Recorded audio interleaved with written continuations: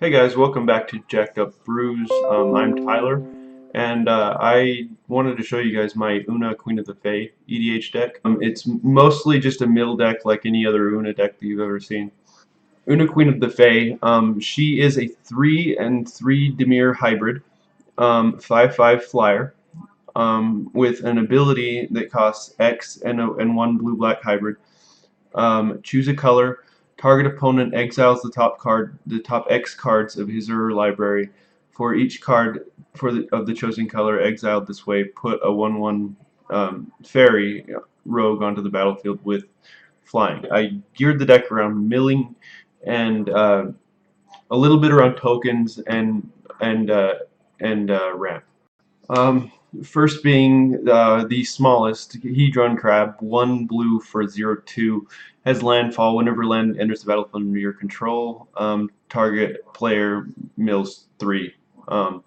Yeah, this is just an early way to get the ball rolling. Next up, increasing confusion, X and a blue, target player mills X, and it's got flashback for X and a blue, and if you play it from your graveyard, it mills double. Alright, Psychic Drain. So this one mills them X, and you gain X life. Next, Mind Grind, which is X, a blue, and a black for a sorcery. Each opponent reveals cards from the top of his or her library until he or she reveals X land cards. So if you pay 4 and a blue and a black, you have to mill it. They have to go through 4. You have to go all the way through until they've hit 4 lands, and they mill all those cards. Mesmeric Orb. This is the one. This is probably one of my favorite millers, just because it goes in almost any deck. Whenever a permanent becomes untapped, the permanent's controller puts the top card of their library into their graveyard. So they mill for everything that they untap on each of their untapped steps. You do too, so it's good to have an Eldrazi in your deck. Mind Crank, another one that's similar to the last one. Whenever an opponent loses life, that player mills that many cards. Glimpse the Unthinkable, a blue and a black for target player mills 10. Altar of Dementia, sacrifice a creature, target player mills basically X cards where X is the creature's power. So this is where the tokens come in. This is just a sack outlet for the rogues that that Oona creates. Another sack outlet for the rogues. Undercity Informer, 2 and a black for a 2/3. Has an ability, you pay 1 and sacrifice a creature. Target player reveals cards from the top of his or her library until they reveal a land card, and they mill those cards. Mind Funeral, 1 a blue and a black. Target opponent reveals the cards from the top of his or her library until they reveal 4 land cards, and they mill all those cards. So this is just it's kind of a cheaper mind grind, but you can't go as big with it. Trepanation Blade, 3 mana for an equipment. Equip cost is 2. Whenever the equipped creature attacks, defending player mills the top cards from his or her library until they reveal a land card, and the equipped creature gets +1/+0 for each card milled this way.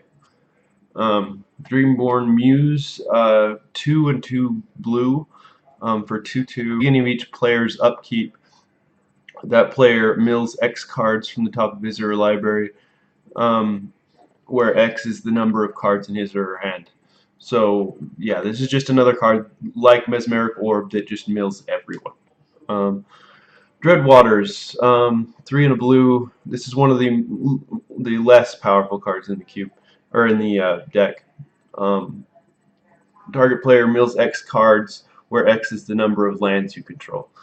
It's good either way. Nemesis of Reason, 3 and a blue and a black for a 3/7. Whenever it attacks, defending player mills 10.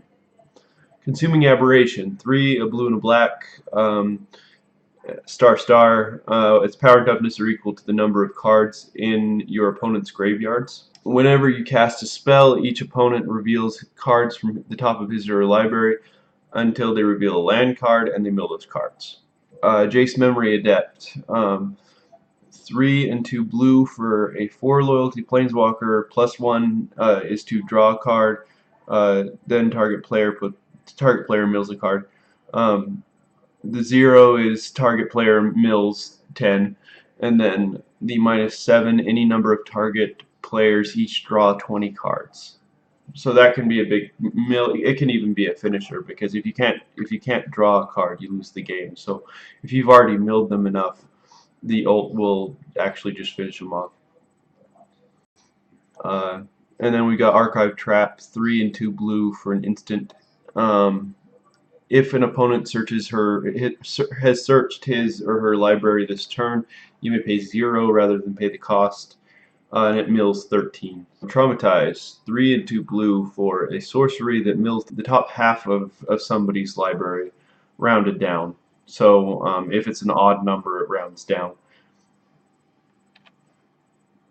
Next, Geth, Lord of the Vault, 4 and 2 black for a 5/5 with Intimidate, and it's got X and a black. Put target artifact or creature card with converted mana cost X from an opponent's graveyard onto the battlefield under your control. So you steal one of their creatures from their graveyard. Then that player mills X cards from his or her library. Keening Stone, 6 mana for an artifact. You can pay 5 and tap it, and it basically doubles their graveyard. Target player mills X, where X is the number of cards in their graveyard. So if they have 40 cards in their graveyard, they're going to mill 40 more. Zedek, Lord of Secrets. This is alternate commander. Like a lot of mill decks run him as the commander and not Oona, so you can pick and choose which one. 3, 2 blue and 2 black for a 5/5. With flying, and if Zedek, Lord of Secrets, would deal combat damage to a player, instead put that many 1/1 counters on Zedek, and that player mills that many cards. Sire of Stagnation, 4, a blue and a black for a 5/7 with Devoid, and whenever a land enters the battlefield under an opponent's control, so reverse landfall, that player exiles the top 2 cards of his or her library, and you draw 2 cards. Memory Erosion, another one of my favorites. Whenever an opponent casts a spell, they mill 2. Stolen Goods, target opponent exiles cards from the top of his or her library until he or she exiles a non-land card, and then until the end of the turn you may cast that card without paying its mana costs. Profane Command, X and 2 black for a sorcery. Choose 2 with its modal, and it says choose 2. Target player loses X life. Return target creature card with converted mana cost X from the graveyard to the battlefield. Target player gets -X/-X. Target creature gets -X/-X. And up to X creatures gain fear until the end of the turn. Black Sun Zenith, Wrath, X and 2 black, put X -1/-1 counters on each creature, and then shuffle Black Sun Zenith into its owner's library. Blue Sun Zenith, X and 3 blue, target player draws X cards. Shuffle Blue Sun Zenith into its owner's library. Sanguinate, this card I love as a finisher. X and 2 black, each opponent loses X life, and you gain life equal to the life lost this way. Soul Ring, now we're to the ramp spells. 1 mana for an artifact, you can tap it to add 2 mana to your pool. Demir Signet, 1 and tap it to add a blue and a black to your pool. Everflowing Chalice, 0 mana with multi-kicker 2, and then for each 2 mana you paid, it comes into play with a charge counter on it. It taps to add 1 mana to your pool for each charge counter on it. So if I paid 10 to cast this, tapping it would make 5 colorless mana. Worn Power Stone, 3 mana for an artifact, enters battlefield tapped, and it taps to add 2 colorless to your pool. Thran Dynamo, 4 mana for an artifact that taps to add 3 to your pool. Caged Sun, this also helps with the tokens as well as the ramp. When it enters the battlefield, choose a color. Creatures of the chosen color get +1/+1, and whenever a land's ability adds one or more mana of the chosen color, it makes another of that color. And then Gauntlet of Power is the exact same thing. When it comes into play, choose a color. Creatures of the chosen color get +1/+1, and whenever a basic land is tapped, so this Gauntlet of Power actually works for all players. So be wary of that. Whenever a basic land is tapped for mana of the chosen color, its controller adds one more of that color. Gilded Lotus, 5 mana for an artifact that taps to add 3 mana to your pool of any color. Nirkana Revenant, 4 and 2 black for a 4/4. Whenever you tap a swamp for mana, it adds an extra swamp, and then you can pay a black to give it +1/+1 until the end of the turn, so you can pump it. And for every black you tap, it's actually +2/+2 because of the first ability. And then Magus of the Coffers, 4 and a black for a 4/4. Has tap 2 and tap it to add 1 black mana to your pool for each swamp you control. Urborg works exactly with that card in that it makes each of your lands a swamp. Cabal Coffers, this is another card that works with Urborg very well. It's just a land with Magus' ability, tap 2 and tap it to add a black for each swamp you control. Nykthos, Shrine to Nyx. It taps to add 1 to your pool, and you can pay 2 and tap it to choose a color. Add to your mana pool an amount of mana of that color equal to your devotion to that color. So if you have 5 black mana symbols on the battlefield, you're paying 3 to add 5 black to your pool. Visions of the Beyond. This is a cantrip that works specifically well for mill decks. It's a 1 blue instant draw card. If a graveyard has 20 or more cards in it, draw 3 cards instead. So it can be like what's that card? Ancestrals something. Skull Clamp. Another card for the tokens. Equipped creature gets +1/-1 whenever equipped creature dies. You draw 2 cards. It's got an equip cost for 1. So it's just a card draw engine for 1 mana. Baleful Strix, blue and a black for a 1/1 flying death touch. When it enters the battlefield, draw a card. Dictative Crufix, 1 and 2 blue for enchantment with flash. At the beginning of each player's draw step, that player draws an additional card. Phyrexian Arena, a little bit of the same. 1, 2 black for enchantment. At the beginning of your upkeep, you draw a card and lose a life. Jace TMS, 2 and 2 blue for a 3 loyalty planeswalker, +2 fate seal essentially. A 0 is a brainstorm. -1 to return target creature to its owner's hand, and -12 exile all cards from target player's library.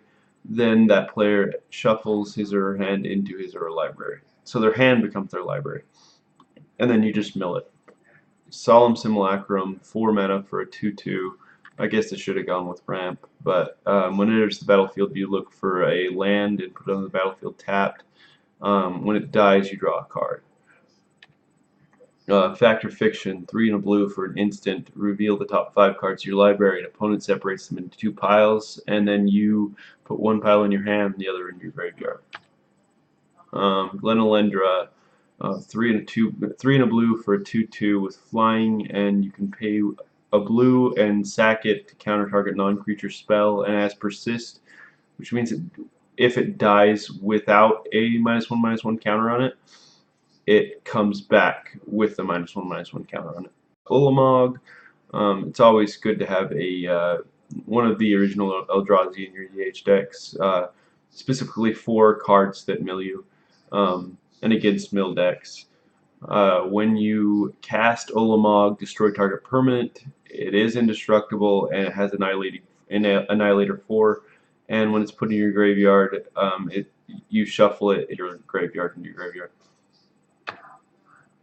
Beacon of Tomorrow, 6 and 2 blue. Target player takes an extra turn after this one. It's a little expensive, but it shuffles back into your library so you can reuse it. Sorin Markov, 3 and 3 black for a 4/4. or for a 4 loyalty planeswalker, +2 drains your opponent for 2, deals 2 damage to them, and you gain 2 life. -3 puts target opponent's life total at 10, and -7 you control target player during that player's next turn. Beacon of Unrest, 3 and 2 black for a sorcery. To put target artifact or creature card from your graveyard onto the battlefield under your control, and shuffle Beacon of Unrest into your library. Kega, 5 and a blue for a 5/5 with flying, and when it dies, you gain control of target creature. Alright, next up we got Jace's Eraser, which is 1 and a blue for an enchantment, and it states whenever you draw a card, you may have another target player mill a card. And then next we got Force Fruition, which is 4 and 2 blue for an enchantment that states whenever an opponent plays a spell, that player draws 7 cards. Demonic Tutor, 1 and a black for a sorcery. Search your library for a card, put that card in your hand, shuffle your library. Echo Mage, which is 1 and 2 blue for a 2/3 with level up for 1 and a blue, so you can add a level counter. You can add level counters to it for 1 and a blue, and when it's level 2 to 3, it has the ability you can pay 2 blue and tap it to copy target instant or sorcery spell. When it's level 4 or up, it has the ability you can pay 2 and tap it to 2 blue and tap it to copy target spell twice and choose new targets for the copy. This just helps with cards like Traumatize and Glimpse. It helps them do a lot more work. Perilous Vault. This I put in just any EDH deck for an artifact with tap 5 and tap it and exile it to exile all non-land permanents. Reaver Demon, 4 and 4 black for a 6/6 flyer. When it enters the battlefield, if you cast it from your hand, destroy all non-artifact, non-black creatures. They can't be regenerated. Cyclonic Rift, 1 and a blue to return target non-land permanent from your non-land permanent you don't control from it to its owner's hand. And it has overload for 6 and a blue. So if you pay 6 and a blue, it changes the text on the card from target to each. So it returns each non-land permanent that they control to their owner's hand. Leyline of the Void, 2 and 2 black for an enchantment. If it's in your opening hand, you may begin the game with it on the battlefield, and if a card would be put into an opponent's graveyard from anywhere, exile it instead. It just ensures that they can't get the cards back that you're milling. And Bojuka Bog does essentially the same thing. Enters the battlefield tapped to land. When it enters the battlefield, exile all cards from target player's graveyard, and it taps to add a black. That is it for the Oona deck. Please subscribe and watch out for the next episode.